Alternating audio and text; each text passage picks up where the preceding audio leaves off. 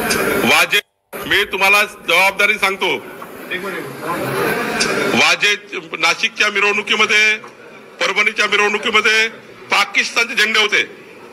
मुंबईच्या सर्व मिरवणुकीमध्ये पाकिस्तानचे झेंडे आहेत.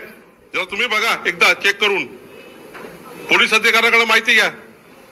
आणि आता तर त्यांनी काय म्हटलं, मी मुस्लिम मत आणि ख्रिश्चन मताच्या भरोश्यावर फडणवीसांना बघून घेईल, भाजपला बघून घेईल, त्यांच्या नेत्याला बघून घेईल, त्याच्या अंगावर जा. ही चिथावणी तुम्ही कोणाला देता? कुणाच्या भरोश्यावर देता? धारावी सारखे हत्याकांड होत आहे. आणि त्यामुळं मला असं वाटतं, ही चिथावणीची भाषा उद्धव ठाकरेंना सोबत नाही. हे राज्य संस्कारमय राज्य आहे. या राज्यामध्ये सर्व धर्म, सर्व समाज एकत्र राहतोय. आणि या राज्यामध्ये जातीपातीचं राजकारण करून समाजामध्ये तेढ निर्माण करण्याचं काम उद्धव ठाकरेजी तुम्ही आज केलं आहे. या राज्यामध्ये कधी हिंदू मुस्लिम समाज वेगळा राहत नाही, एकत्र राहतो.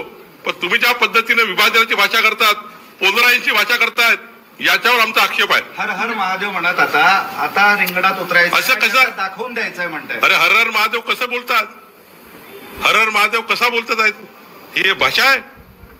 महादेवाने असं सांगितलं, भगवान शंकर महादेवाचं नाव घ्यायचं, अशी भाषा वापरायची?